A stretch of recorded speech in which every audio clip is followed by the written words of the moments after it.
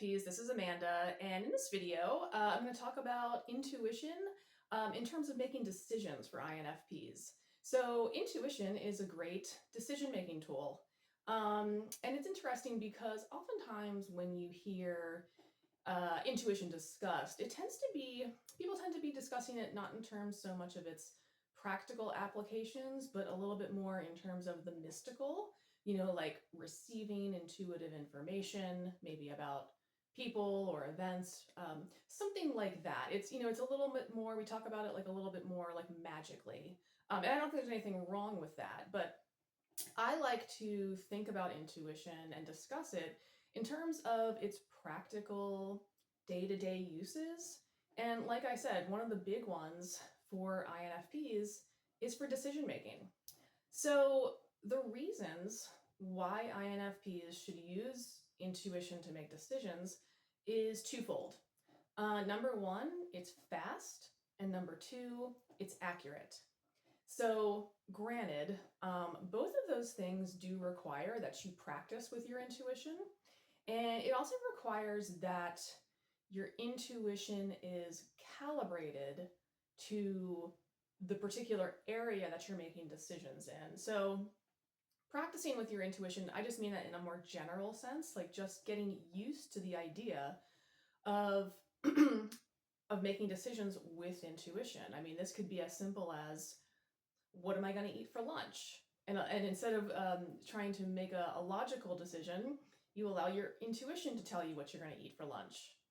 So yeah, it's just it's getting comfortable with letting the information come to you intuitively rather than trying to think it through with your mind first.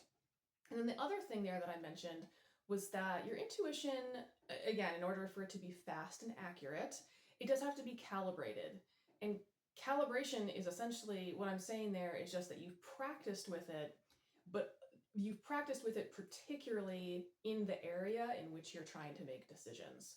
So that could be like, if you are a writer or some kind of a content creator, you can use your intuition to decide like what you will create next and what you think will be the most needed or engaging for your audience. If you're just starting out doing that, your intuition is not calibrated to that. You need more experience there. You need more you need more food, right? You've got to feed your intuition experiences so that it can become very accurate. So, and this is also, using your intuition for decision making is in contrast to trying to use your thinking to make decisions, which makes a lot of sense on the surface. And it's also what you will hear people talk about, right?